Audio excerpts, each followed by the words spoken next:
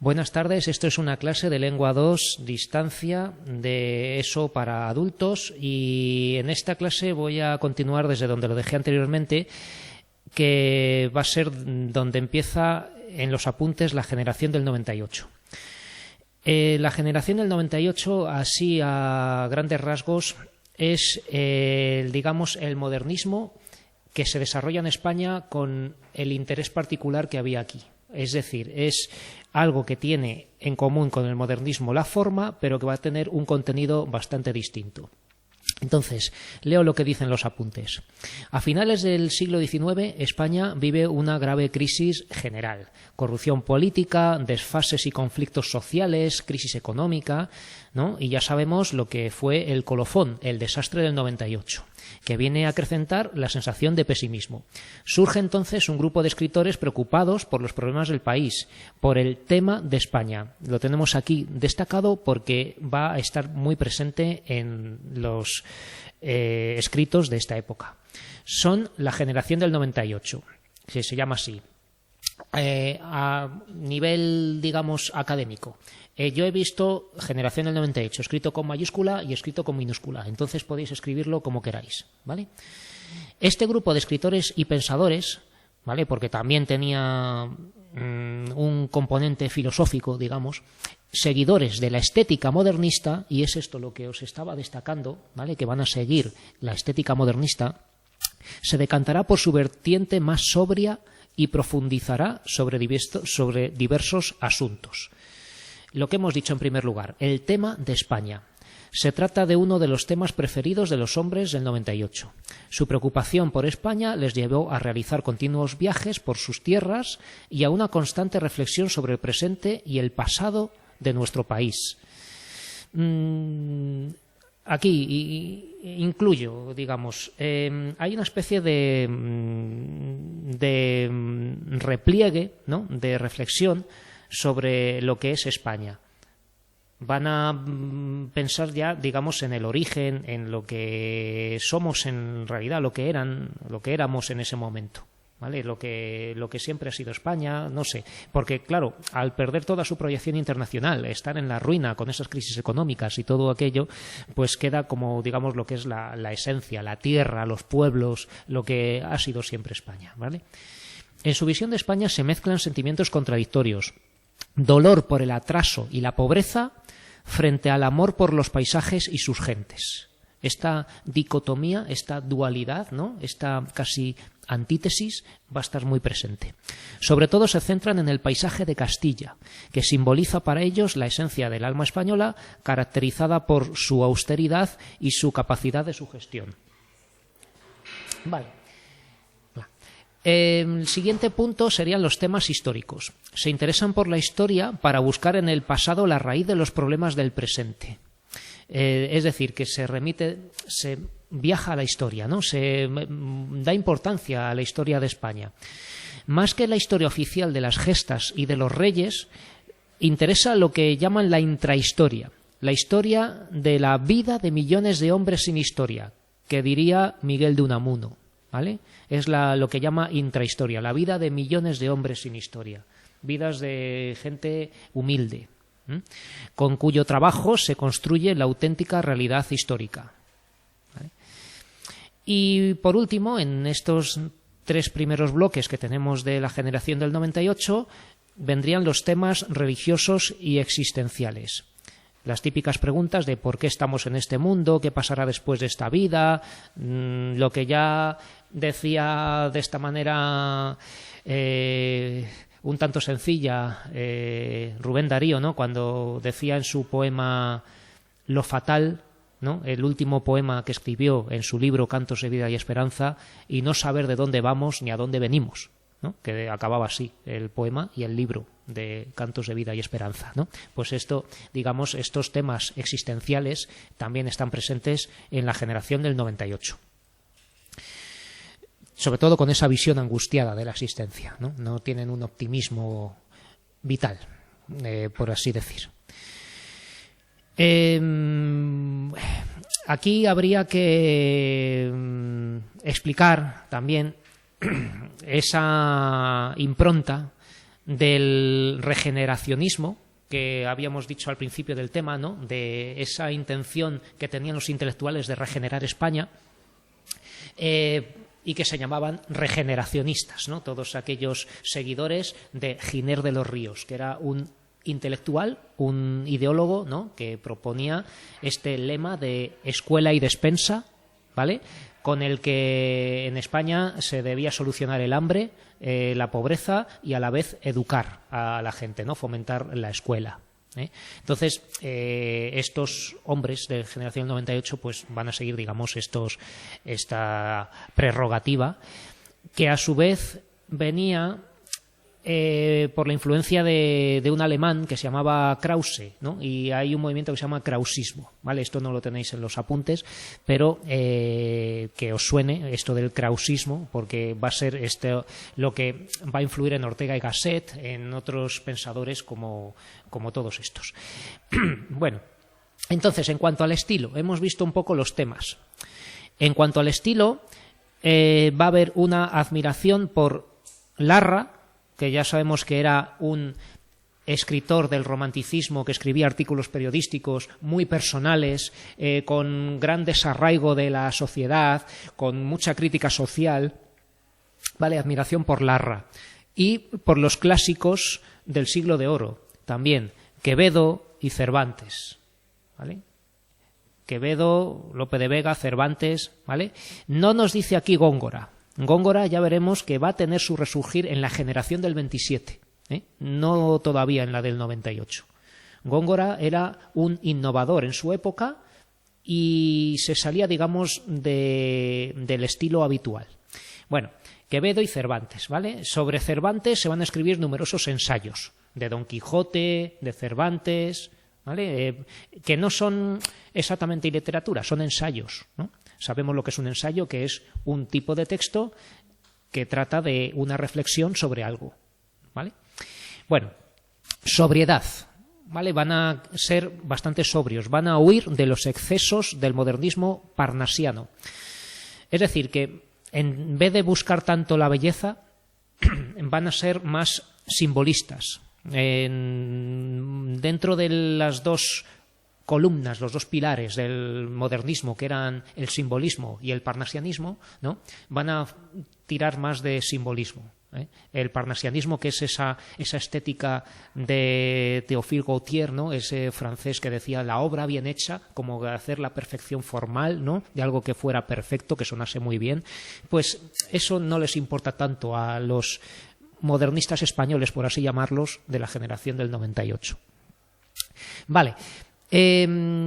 Entonces van a huir de los excesos del modernismo parnasiano.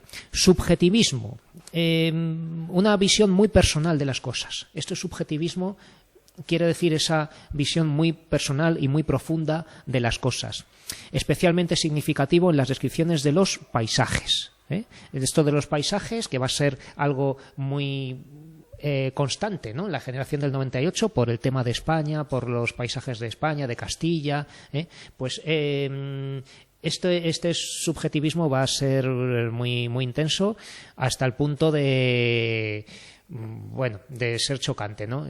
Por ejemplo, hablo de Miguel de Unamuno cuando escribe su libro Paisajes del alma, ¿no? Entonces casi se pone a hablar con los árboles y con las piedras, el hombre, ¿no?, y hasta dándoles unos papeles, unas atribuciones de tú, Pino, que eres orgulloso, o tú, no sé qué, que eres humilde, ¿no? O sea, que va como jugando con los elementos del decorado de un paisaje, o sea, que es realmente subjetivo.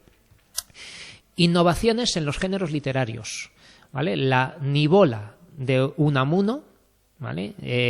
Unamuno quiere reformar la novela, haciendo un nuevo estilo de novela, que realmente se refiere a una novela suya, que es Niebla, ¿no? Casi juega con la palabra niebla al escribir Nivola, ¿no? Es una novela muy interesante, Niebla, de Unamuno, donde aparece la metaficción, ¿no?, ficción dentro de la ficción, una relación con el lector también, o sea, es una novela bastante curiosa. Y también, sobre todo, el esperpento de Valle Inclán, ¿vale? Es una renovación del teatro, el esperpento. Bien, pues vamos a empezar con Miguel de Unamuno. Vamos a ver en esta generación del 98 que va a haber bastantes vascos, ¿vale? De escritores del País Vasco, que es muy curioso porque a veces en el País Vasco los admiran o los desprecian porque escribían en castellano, ¿vale? Aunque supieran vasco, ¿no? Sabían escribir perfectamente en castellano, querían distinguirse como escritores españoles, ¿eh? Entonces vamos a tener grandes escritores vascos en lengua castellana. Bueno, pues el bilbaíno Miguel de Unamuno, de Bilbao, ¿vale? Murió en 1936, interesante fecha, ¿vale? El comienzo de la Guerra Civil. Fue catedrático de griego y rector de la Universidad de Salamanca. O sea que, a pesar de ser vasco, fue una gran personalidad en la Universidad de Salamanca. Tuvo una vida intensa que le llevó incluso a un destierro en la dictadura de Primo de Rivera. Es un escritor con ideología variable, cambió de posición política, ideológica varias veces, incluso llegó tanto a financiar el fascismo como a condenarlo y decir que estaba mal, ¿no? Ya sabéis su famosa frase de venceréis pero no convenceréis, ¿no? Cuando estaba hablando con los fascistas de Millán Astray y todos aquellos, ¿no? Pues en ese momento pues se le atribuye esa frase, que no estamos seguros de que sea suya, pero también en otro momento fue simpatizante, o sea que fue alguien que cambió, digamos, de ideas en ciertos momentos. Es curioso porque se contradice varias veces en su obra. Puede decir tanto una cosa como otra, ¿vale? Se trata de uno de los escritores más interesantes por la profundidad filosófica de su obra, por su hondura religiosa y por su originalidad literaria. Su producción abarca los distintos géneros. Escribió, ya lo veremos, todos los géneros prácticamente.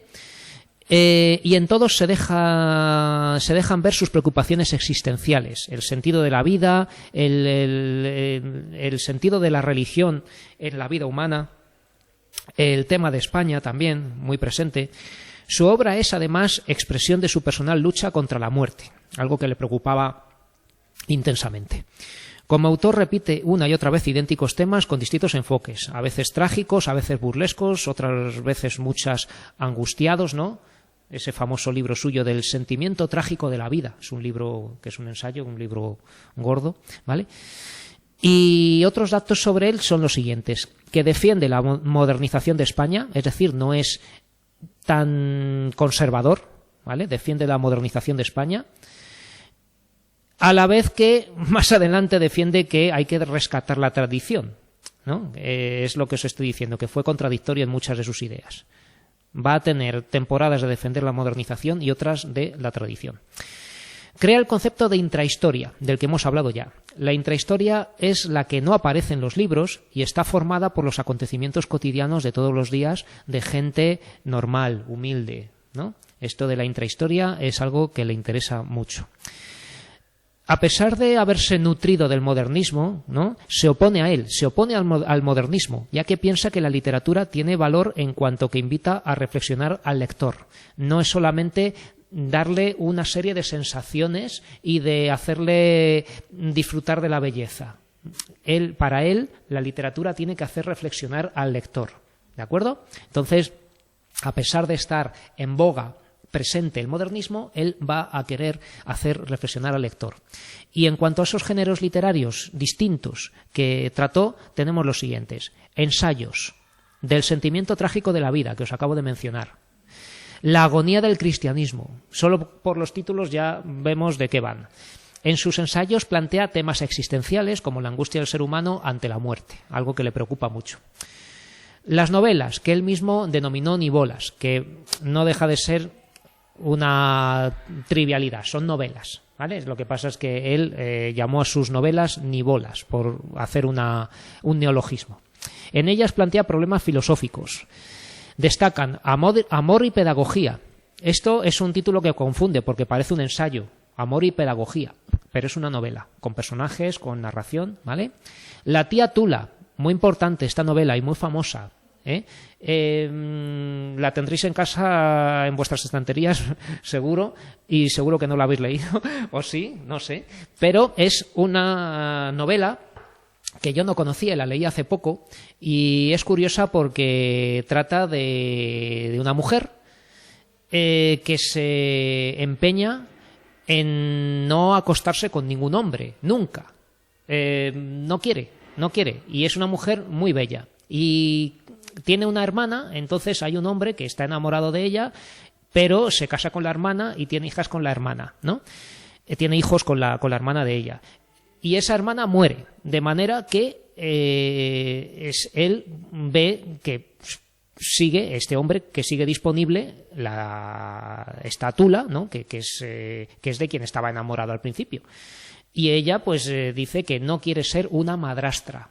Ella, en la novela se usa el término madrastra para referirse a alguien que está con unos hijos de otra persona y se acuesta con el padre de esos hijos, ¿no? O sea que ella no quiere ser una madrastra, quiere ser la tía Tula, ¿no? Pero no la madrastra de esos hijos, porque madrastra tenía una connotación negativa para ella como mujer que se está acostando con un hombre que tiene hijos de otra mujer, ¿no? Entonces, este hombre muere también de depresión por esa situación tan costosa, ¿no? Con esta mujer que no se quiere acostar con él a pesar de no tener impedimento alguno, ¿no? Y habla con distintos personajes, se confiesa, el cura, un cura que la confiesa, le dice que por qué no se acuesta con hombres, ¿no? Y ella dice que no y que no, ¿no? Entonces es curiosa la novela porque, claro, ella, a ojos de la religión, digamos, está siendo una mujer totalmente pura, casta, ¿no? Que no se quiere acostar así por nada de eso, pero va sembrando a su alrededor muertes y depresiones, o sea que causa problemas, ¿no? Así que esa, digamos, es la visión un poco ambigua que deja Unamuno como novelista para que nosotros pensemos en la novela. Está en audiolibro y creo que también está comentada en el canal este de la cadena SER de Un libro, una hora, creo, que no me quiere sonar, ¿vale? Un libro, una hora es una serie de podcasts, de programas de la cadena SER muy interesantes, donde te resumen un libro, te lo destripan, claro, porque ya no te lo tienes que leer, pero que lo explican muy bien. Niebla, ya hemos hablado de Niebla, ¿no? También hay esta parte de amor, donde ese amor también se cuestiona por si es algo movido por el deseo, por si también esa fidelidad conyugal de ese amor lo virtúa o desvirtúa, ¿no? Porque, claro, en esta novela hay alguna frase interesante como que hay personas que te enseñan a no desear a ninguna otra persona como algo malo, y otras que te enseñan a que puedes tener vida y poder desear a otras personas como que puedes seguir haciendo tu vida, ¿no? Aunque, en fin, no es que quiera defender una especie de poligamia o amor libre, ¿no? Pero como que hay relaciones que te pueden hacer feliz o destruirte, ¿no? Más o menos. Y luego esta novela es muy interesante porque acaba dialogando con el lector. Tú, como lectora, como lector, vas a encontrarte con el personaje que el propio narrador quiere que deje de ser un personaje o quiere matarlo, pero el personaje también se revela, ¿no? Y en esto pues también hasta el propio lector tiene su parte dentro de este juego, ¿vale? Donde hay una especie de alegoría, digamos, a una especie de, como ya hacían en el Siglo de Oro, del gran teatro del mundo, ¿no? Como si Dios fuera el director de la obra, nosotros fuéramos actores en todo esto y no sabemos realmente quiénes somos, ¿no? O sea que es una novela muy amplia porque trata bastantes cosas. Niebla, ¿vale? Y San Manuel Bueno Mártir, que es una lectura que es finita, que son unas 70 páginas, muy interesante. Es una obra que trata, tampoco la quiero destripar, pero esto es algo que se sabe y hay que decirlo, de un cura que en su intimidad, en el fondo, tiene dudas de fe, que es casi ateo. Es un ateo, pero que de cara al pueblo en el que está, se comporta como un gran creyente y hace que todo el mundo vaya a la iglesia, ¿no? Que es donde él quiere que vaya la gente del pueblo. Entonces, esto es una representación también de la religión como algo necesario, aunque no creamos en ella, y para que esté la gente feliz, o la opción, digamos, de no creer y no ir a la iglesia de ninguna manera, ¿no? Es una reflexión sobre la creencia religiosa, ¿vale? San Manuel Bueno Mártir. En el aula virtual, no sé si en vuestro grupo lo he puesto, pero suelo poner un test de lectura de esta obra, porque se lee muy bien, porque son 70 páginas, 80 como mucho, según la edición del libro, y bueno, pues podéis contestar las preguntas. Bueno, en poesía no tuvo éxito, porque es un filósofo. A ver, Unamuno es un pensador, un filósofo, no alguien que sepa agitar sentimientos, es alguien que hace pensar. Entonces la poesía de Unamuno es muy reflexiva, es una poesía muy filosófica. Y tiene un poema, un libro, o sea, bueno, sí, un poema reflexivo que se titula El Cristo de Velázquez, ¿vale? Haciendo honor a la pintura de Velázquez, ¿vale? Y luego el teatro, no tengo apuntado ningún título aquí, pero también intentó algo de teatro, en el que no tuvo éxito. Vamos a ver Azorín, José Martínez Ruiz Azorín. Azorín es un gran desconocido. Es un autor un poco destacado, digamos, por la tradición de finales del siglo XX, ¿no? De la educación que tuvimos los de mi generación o anteriores, ¿vale? Y hoy en día me imagino que lo habrían quitado, ¿no? También hay que decir, y voy diciendo ya, que en esta generación aparentemente no hay mujeres, ¿no?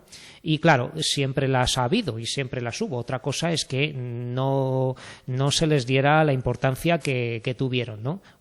Claro que tuvo que haber mujeres inteligentes que escribieran cosas importantes.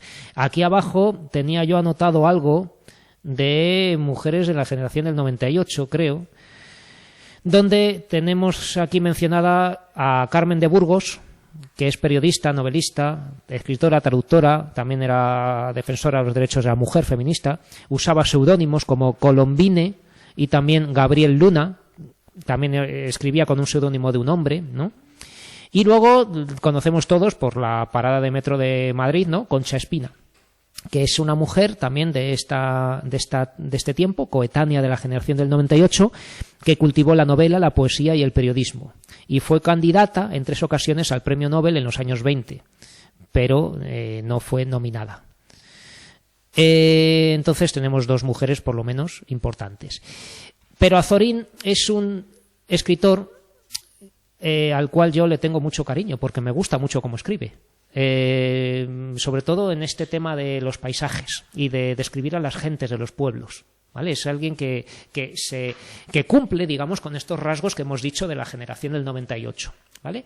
Entonces, José Martínez Ruiz, que tenía como seudónimo Azorín, nació en Monóvar, que está en Alicante, ¿vale? Yo cuando viajo a Alicante, porque voy de vez en cuando allí, veo el desvío en la carretera y un día me dan ganas de ir a Monóvar a ver si hay algo de Azorín. Orientó sus estudios hacia el derecho, si bien consagró su actividad profesional al periodismo, la literatura y la política. En cuanto a su ideología, Azorín evolucionó desde el anarquismo de su juventud, ¿vale? Recordemos que el anarquismo y el socialismo eran movimientos ideológicos que aparte de ser opciones que en su momento causaban desórdenes sociales como luchas callejeras, incluso atentados anarquistas, ¿no? Sembraron sus ideas como ideas buenas, ¿no? De igualdad, de solidaridad, en los intelectuales, ¿vale? Los del el regeneracionismo, ¿no? Vimos al principio del tema que eran pensadores que habían incorporado algunas ideas anarquistas y socialistas, ¿vale? Entonces, evolucionó desde el anarquismo de su juventud hacia posturas más conservadoras en su madurez, ¿no? Este rumbo más lo seguimos muchos, ¿eh? Lo de empezar revolucionarios y luego acabar como bueno, ¿verdad? Tenéis el micrófono si queréis comentar algo, ¿vale? Bueno, al igual que sus compañeros de generación, expresa su pesar por la realidad que le rodea, así como las dificultades para alterarla, ¿no? Él sufre, digamos, por una realidad que es difícil de cambiar, que es algo que podemos todavía decir hoy en día, ¿verdad? Destacan sus 3 novelas autobiográficas. Todas tratan de él en distintos momentos de su vida, prácticamente, ¿no? La voluntad, ¿vale? Es una novela muy bonita. Antonio Azorín, ¿no? Se inventa un heterónimo, ¿vale? Un nombre que es él mismo, pero otro nombre, ¿no? Antonio Azorín, para referirse a él mismo, que es José Martínez Ruiz, ¿vale? Más adelante veremos que Antonio Machado escribe un libro que se llama Juan de Mairena, también usando un heterónimo, porque Juan de Mairena es un profesor que habla con sus alumnos y es él cuando era profesor de francés, ¿vale? Entonces, Antonio Azorín, pues es un libro que trata de él. Y Las confesiones de un pequeño filósofo, que este sí lo he leído, que es de su juventud en el colegio, cuando era un alumno en el cole, ¿no? Entonces, esto es un libro de su infancia como alumno, como escolar, ¿vale? Igualmente es un magnífico ensayista. Escribía ensayos, reflexiones, ¿no? Uno de ellos se llama Castilla y otro se llama Los pueblos. En lo formal, Azorín se distingue por la exactitud, la precisión y el empleo de la frase breve, de marcada técnica impresionista. Vale. A continuación tenemos un extracto, un fragmento de un libro suyo que se llama La ruta de Don Quijote. Es un libro de su propio testimonio visitando pueblos, ¿no? Se titula La ruta de Don Quijote porque sigue lugares que en principio siguió Don Quijote. Y este texto se titula Martín, ¿vale? Simplemente se titula Martín porque va a hablar de una persona, de un pueblo que se llama Martín, ¿vale? Esta persona. Y dice así: Martín está sentado en el patizuelo de su casa. Martín es un labriego. Las casas de los labradores manchegos son chiquitas, con un corralillo delante, blanqueadas con cal, con una parra que, en el verano, pone el verde presado de su hojarasca sobre la nitidez de las paredes. Martín, le dicen, este señor es periodista. Martín, que ha estado haciendo pleitas sentado en una sillita terrera, me mira, puesto en pie, con sus ojuelos maliciosos, bailadores, y dice sonriendo: Ya, este señor es de los que ponen las cosas en leyenda. Este señor, tornan a decirle, puede hacer que tú salgas en los papeles. Ya, torna a replicar él con una expresión de socarronería y de bondad. Con que este señor puede hacer que Martín, sin salir de su casa, vaya muy largo. Y sonríe con una sonrisa imperceptible, mas esta sonrisa se agranda, se trueca en un gesto de sensualidad, de voluptuosidad, cuando al correr de nuestra charla tocamos en cosas atañaderas a los yantares. ¿Tenéis idea vosotros de lo que significa esta palabra mágica? Galianos. Los galianos son pedacitos diminutos de torta que se cuecen en un espeso caldo, salteados con trozos de liebres o de pollos. Este manjar es el amor supremo de Martín. No puede concebirse que sobre el planeta haya quien los aderece mejor que él. Pensar tal cosa sería un absurdo enorme. Los galianos, dice sentenciosamente Martín, se han de hacer en caldero. Los que se hacen en sartén no valen nada. Y luego, cuando se le ha hablado largo rato de las diferentes ocasiones memorables en que él ha sido llamado para confeccionar este manjar, él afirma que de todas cuantas veces come de ellos, siempre encuentra mejores los que se halla comiendo cuando los come. Lo que se come en el acto, dice él, es siempre lo mejor. Y esta es una grande, una suprema filosofía. No hay pasado ni existe porvenir. Solo el presente es lo real y es lo trascendental. ¿Qué importan nuestros recuerdos del pasado, ni qué valen nuestras esperanzas en lo futuro? Solo estos suculentos galianos que tenemos delante, humeadores en su caldero, son la realidad única. A par de ellos, el pasado y el porvenir son fantasías.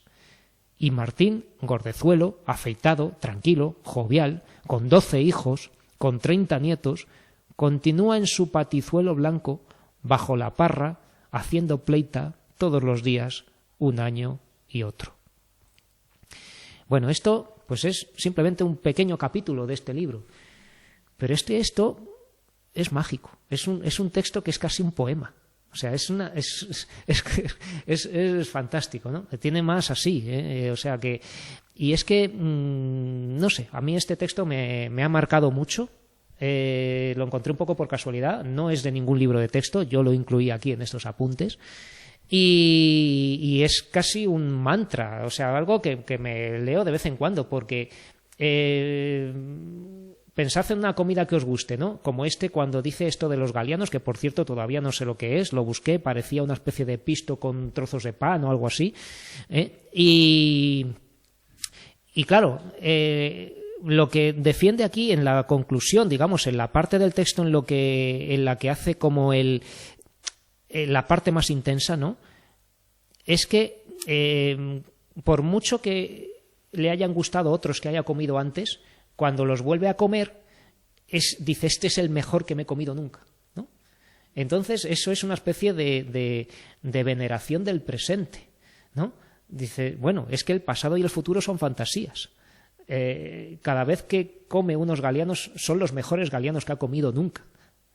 Así que es una especie de verdad profunda, filosófica, trascendental, ¿verdad? Como que yo puedo decir que esta puede ser la mejor clase que he tenido nunca, porque es la que estoy viviendo ahora, ¿verdad? O sea que son cosas que en el fondo no solamente son meras descripciones de gente de los pueblos, que aquí tenemos una escena costumbrista tremenda, ¿no? De este labriego que está mayor, ¿no? Que tiene sus hijos y sus nietos, ¿no? Que está ahí en una casa encalada, ¿no? Con cal, con su parra, ¿verdad? Como típicas casas castellanas o de muchos pueblos de España, que está haciendo pleita. ¿Sabéis qué es hacer pleita? Hacer pleita es hacer canastos o lo que se hace con juncos y hacer eso de mimbre, ¿vale? Usar estas fibras, ¿no? Vegetales para tejer, hacer mimbre, ya sea para hacer un cestito, para hacer cualquier cosa que le haga falta, ¿no? O sea que está el hombre ahí tejiendo con las manos y así pues todos los días, un año y otro, como algo eterno también. O sea que parece casi ¿cómo decir?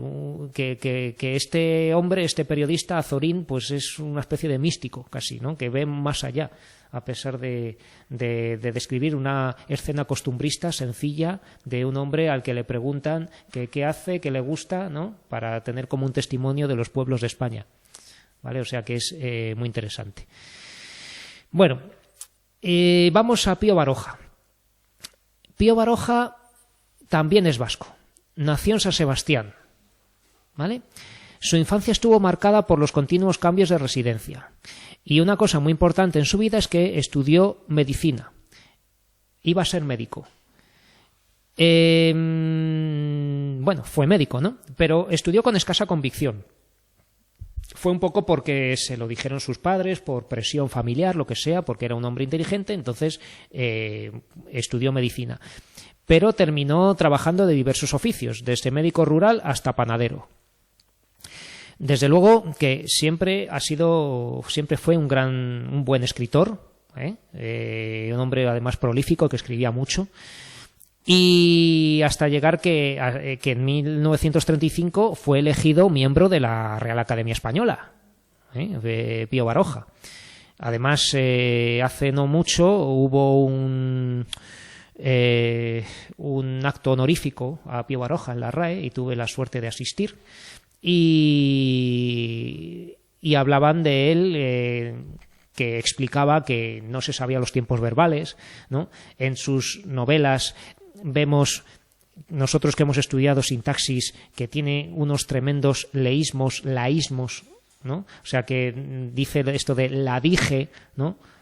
Tiene estas cosas porque hablaba así, ¿vale? Tiene pues eso. Sin embargo, es un magnífico novelista, Baroja fue un hombre de carácter solitario, sincero, ¿no? Sincero hasta lo abrupto, ¿no? Pesimista, huraño, ¿no? Estaba siempre un poco de mal humor, ¿vale? Había un escritor inglés que fue a visitarle a su lecho de muerte vamos a ver un momento. Hemingway, ¿no? El escritor Hemingway fue a visitarle a su lecho de muerte y él estaba, pues eso, que aparte de estar pasándolo mal, estaba en la cama y eso, pues que el inglés venía ahí a demostrarle su admiración, a visitarle, ¿no? Le deseaba lo mejor y él pues estaba mirando como loco diciendo, ¿y este tío quién es? ¿No? ¿Quién es este tío? Entonces, pues tenía un poco ese carácter. Se centró casi exclusivamente en la novela, ¿vale? Es un novelista, de las que escribió más de 60 novelas, son bastantes, entre las que sobresalen Camino de Perfección, La Busca, ¿vale? La Busca es una serie, ¿vale? Porque tiene La Busca, La Lucha por la Vida, bueno, son varias novelas que tratan del mismo personaje.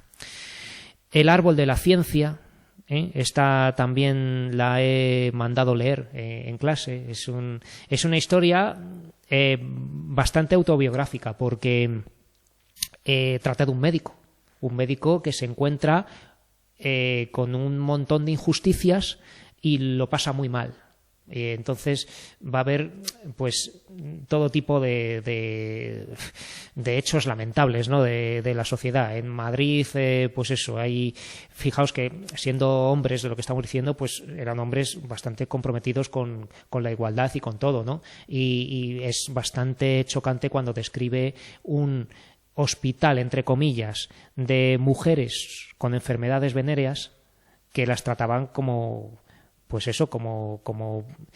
prisioneras, ¿no? En ese hospital para que no salieran, con rejas, además tratadas como basura ya, porque son mujeres con sífilis, con enfermedades, ¿no? Y las trataban, pues eso, fatal, ¿no? Supuestos médicos también, que pues simplemente para ver si se mueren, ¿no? Que las tenían así, ¿vale? Luego, cuando se hace médico rural, este personaje, os repito, que era bastante autobiográfico, el Árbol de la Ciencia, ¿no? Pues se encuentra, pues cosas absurdas como que en el pueblo ya había otro médico y hay como celos, envidias de a ver qué médico es mejor, ¿no? Y que la gente vaya un médico a otro, pues eso hace más que ayudar a la gente, pues una rivalidad entre médicos a ver quién hace fracasar a quién, ¿no? Sobre todo, pues claro, el otro médico pues quiere que este no le quite el terreno y se enfrenta a él y lo pasa muy mal, ¿no? Y luego toda la corrupción de la gente del pueblo, del casino del pueblo donde va la gente ociosa a perder el tiempo y todas esas cosas, ¿vale? Un retrato social tremendamente crítico, ¿vale? O sea, que él es de hecho, en todas sus novelas va a haber personajes parecidos a él, ¿no? Que representan su visión personal. Son prácticamente sus protagonistas de sus novelas son él. Preocupado por la sociedad, crítico con ella, totalmente cabreado, totalmente huraño, totalmente quemado, ¿no? de esta vida que hay. Y bueno, Zalacaín el aventurero es una historia de las guerras carlistas, ¿no? Él era vasco, entonces también retoma el tema de la guerra civil, porque no era otra cosa que una guerra civil, solo que se da en el País Vasco y Navarra, ¿no? Donde unos son partidarios del absolutismo y otros pues son más liberales, ¿no? Lo que es lo que representaba esta Isabel II. Sí. Baroja defiende la novela como un género donde de manera libre cabe la reflexión filosófica o psicológica, ya sea a través de los personajes, ¿no? En el Árbol de la Ciencia hay un personaje con el que habla el protagonista y son capítulos que tengo que decir bastante aburridos porque se ponen a debatir filosóficamente algunos temas que hacen perderse el ritmo de la narración, ¿vale? Y claro, él quiere meter esa reflexión filosófica, ¿no? A través de las palabras de personajes. La aventura, ¿no? En Zalacaín el aventurero a ver, aventurero suena aquí a Indiana Jones o Tarzán, ¿vale? Pero no, es simplemente un soldado. Lo que pasa es que va pasando distintas vivencias a lo largo de la guerra carlista, pero bueno, que está lleno de acción-aventuras. De hecho, hay otra novela muy importante suya, muy recomendable, que me leí el verano pasado, que se llama Las inquietudes de Shanti Andía.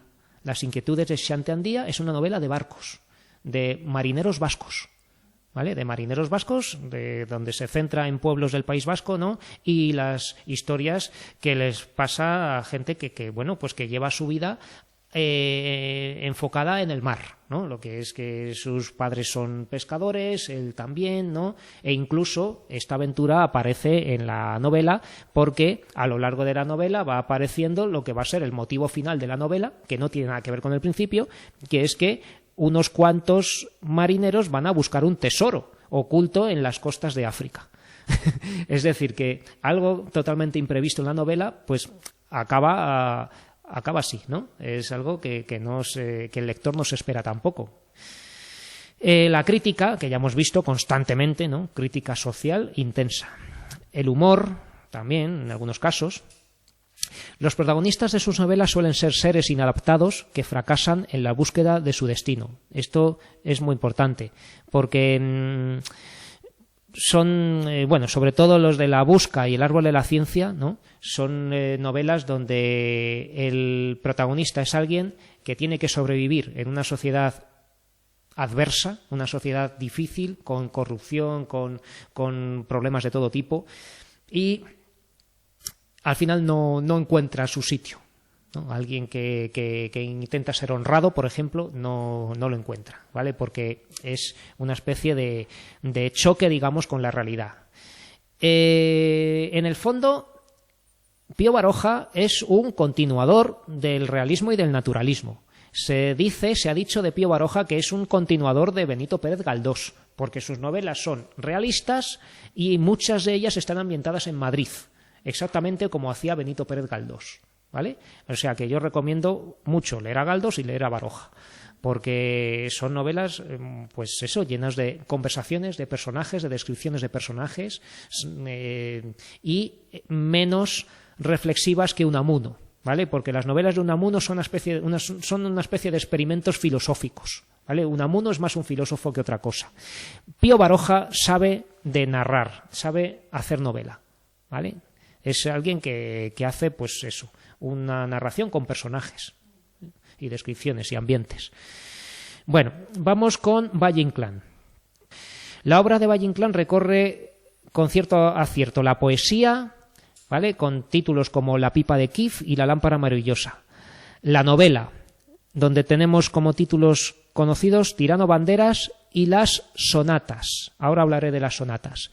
Y sobre todo el teatro, el género en el que fue más conocido, en el que alcanza mayores logros. La Marquesa Rosalinda, Comedias bárbaras, Divinas palabras, que está ambientadas en Galicia, Martes de carnaval y sobre todo Luces de Bohemia. Que por cierto tenéis que poner Bohemia en mayúscula, esto es una errata, ¿vale? Está aquí un error, Bohemia con mayúscula. Luces de Bohemia es la novela más conocida, la obra de teatro más conocida. En su obra teatral descubrimos a un escritor vanguardista en su concepción de lo escénico, pues integra elementos narrativos e incluso cinematográficos. Va a querer renovar el teatro con la escenografía, ¿no? Cómo aparecen los personajes, cómo se comportan, qué decorado, luz, esa sensación que transmite el teatro, ¿no? Y quiere hacer algo, pues, entre grotesco, entre escalofriante, entre ridículo, ¿no? Es una escenografía curiosa, ¿no? La de Valle Inclán. Tenemos que recordar que ya estamos a principios del siglo XX y aquí hay una cosa importante, ¿no? Que ya ha empezado el cine.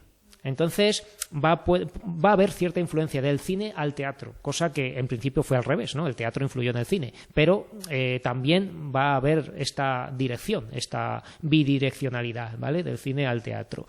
Y además, con todas las experimentaciones que hay en pintura y en todas las demás artes, ¿no? Porque tenemos también por esta época cosas tan raras como el expresionismo alemán, ¿vale? El expresionismo es un tipo de arte que, bueno, pues que con colores intensos y con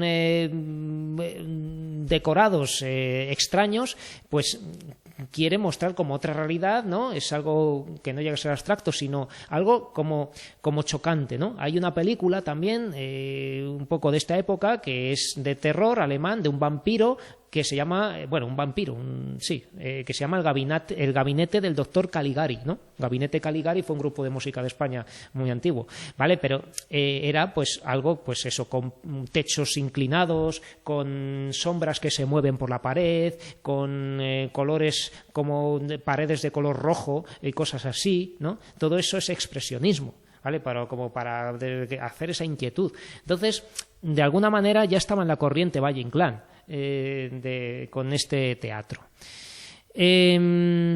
Vamos a ver su evolución en esto que hemos dicho. A su etapa modernista pertenecen sobre todo sus novelas sentimentales, que eran las sonatas. Hemos dicho aquí sonatas cuando estábamos hablando de novelas, ¿verdad? Bueno, pues son 4 y se corresponden con las 4 estaciones del año. Sonata de estío, sonata de otoño, sonata de invierno y sonata de primavera. Estío significa verano, ¿vale? Entonces, vemos de qué tratan. En ellas, su protagonista, el Marqués de Bradomín, ¿vale? El Marqués de Bradomín es una especie de alter ego, ¿no? Del propio Valle Inclán o lo que le gustaría ser, ¿vale? Él se califica a sí mismo como un Don Juan feo, católico y sentimental. Es decir, una especie de seductor que quiere conquistar una o unas cuantas mujeres, ¿no? Pero feo, católico y sentimental. O sea, realmente es un oxímoron esto, no tiene sentido, ¿no? Pero claro, el Marqués de Bradomín, pues es muy curioso porque está fuera de lugar, digamos, este tipo de novelas, este personaje de la corriente imperante en España del liberalismo, de los progresistas que habían ganado porque este personaje es carlista. O sea, el Marqués de Bradomín es carlista y aparece en las guerras carlistas, ¿no? El Marqués de Bradomín es un noble que es muy respetado entre los carlistas, se le trata con mucha ceremonia, porque, bueno, ya viene el Marqués de Bradomín, ¿no? Entonces le acogen, le tratan bien, se distingue entre las altas clases sociales.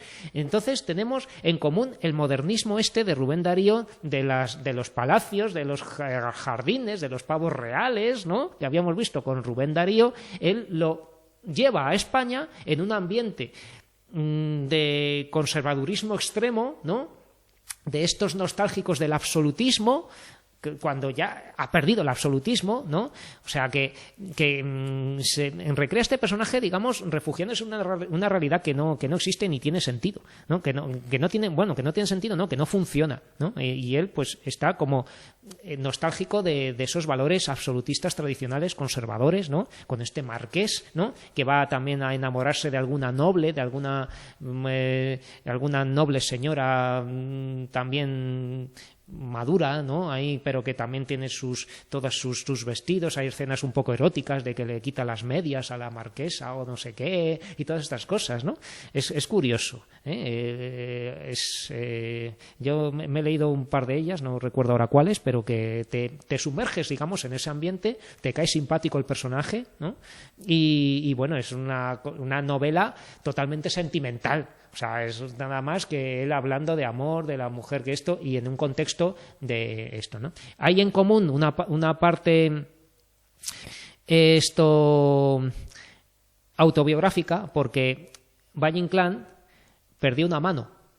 Quiero decir que le tuvieron que amputar una mano porque se le cangrenó de una pelea con alguien donde le dieron en una rencilla se cabreó con alguien, llegaron a darse bastonazos, ¿no?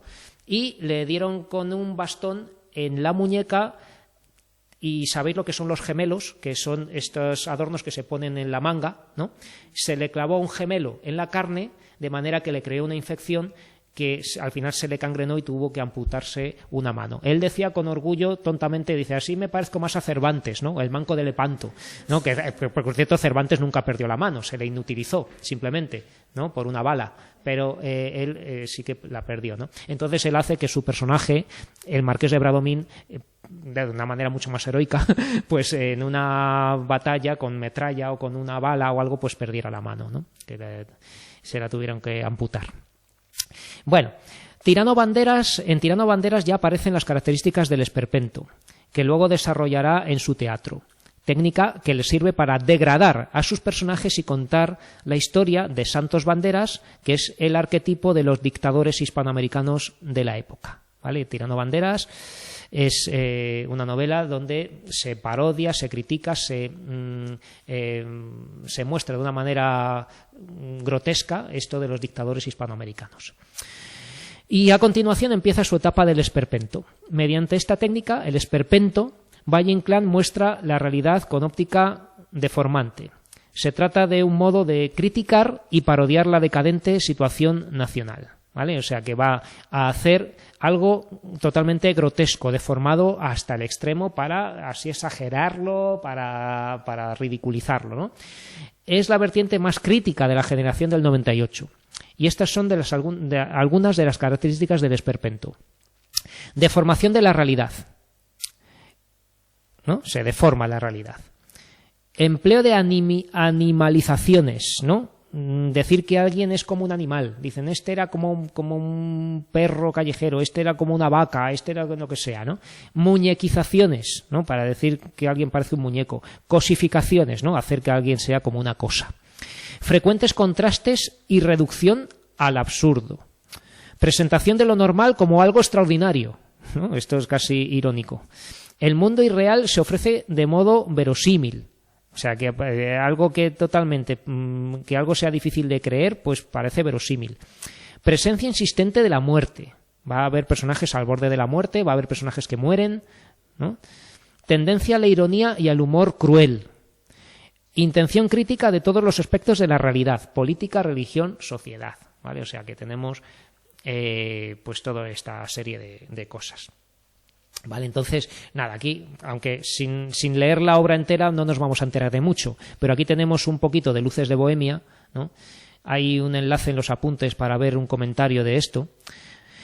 Y tenemos pues que en unos disturbios callejeros la policía o la guardia de asalto, que era lo que había en ese momento, reprime una manifestación o unos tumultos callejeros, digamos, de protesta, ¿no? Entonces es cuando se oyen ya los ametralladoras. Llega un tableteo de fusilada. El grupo se mueve en confusa y medrosa alerta. Descuella el grito ronco de la mujer que, al ruido de las descargas, aprieta a su niño muerto en los brazos, ¿no? O sea, que a una madre le han matado el hijo con las balas de la policía, que entonces en vez de ir con porras o lo que sea, directamente disparaba, ¿no? La madre del niño. Negros fusiles, matadme también con vuestros plomos. Max Estrella es el protagonista, que es un poeta caído en desgracia, ¿vale? De Luces de Bohemia, el protagonista es Max Estrella, que es un poeta caído en desgracia, pobre y ciego, que se está quedando casi ciego o casi no ve o que no ve, ¿no? Y entonces se junta con unos poetas modernistas, ¿no? Unos jóvenes que le llevan por la calle y va viendo lo que está pasando en Madrid por esa noche o esa tarde, ¿no? En la que este hombre ya mayor, medio ciego, cansado, ¿no? Pues va a encontrarse con cosas totalmente dolorosas, ¿no? Una realidad que le duele. Dice Max, esa voz me traspasa, la madre del niño, que tan fría boca de nardo. Que tan fría boca de nardo. Max, jamás oí voz con esa cólera trágica. Don Latino es una especie de medio amigo de Max Estrella, que es un vendedor de libros usados que le conoce de hace mucho, pero realmente es un mal tío, porque Cuando no tiene nada que comer, Max Estrella va a venderle libros y le da una miseria por sus libros. ¿Vale? O sea, que Don Latino es un pesetero, o sea, alguien que es mezquino, es un amigo, restos amigos que tenemos por costumbre muchas veces, pero que de amigo tienen poco. Don Latino, fijaos lo que dice, hay mucho de teatro, ¿no? Como si la madre estuviera diciendo cosas de mentira. Max dice, imbécil. El Farol, el Chuzo, la Caperuza del Sereno bajan con un trote de madreñas por la acera. Bueno, habría que leer el vocabulario bien. El Sereno, ¿no? El empeñista dice que ha sido sereno. Y el sereno, ya sabéis, que era alguien que trabaja de noche, ¿no? Que se dedica, pues eso, que lleva las llaves de los portales y esas cosas. Un preso que ha intentado fugarse. Latino, ya no puedo gritar. Y este párrafo es muy famoso, ¿vale? Este párrafo que voy a leer. Latino, ya no puedo gritar. Me muero de rabia. Estoy mascando ortigas. Ese muerto sabía su fin, no le asustaba, pero temía el tormento. La leyenda negra en estos días menguados es la historia de España. Nuestra vida es un círculo dantesco, rabia y vergüenza. Me muero de hambre, satisfecho de no haber llevado una triste velilla en la trágica mojiganga. ¿Has oído los comentarios de esa gente, viejo canalla? Tú eres como ellos, peor que ellos, porque no tienes una peseta y propagas la mala literatura por entregas. Latino, vil corredor de aventuras insulsas, llévame al viaducto, te invito a regenerarte con un vuelo. Max, no te pongas estupendo, ¿no? Bueno, ya sabemos que el viaducto de Segovia era famoso por los suicidios en Madrid, ¿no? Hoy en día sigue teniendo unos cristales para que la gente no pueda saltar, ¿no? Porque hay mucha caída ahí abajo y la gente se tiraba. Y bueno, ya hemos hablado de las mujeres de la generación del 98, Carmen de Burgos y Concha Espina. Y a continuación tendríamos a Antonio Machado, pero voy a parar ya esta grabación porque está quedando muy largo. Y con esto pues nos vemos en otro vídeo.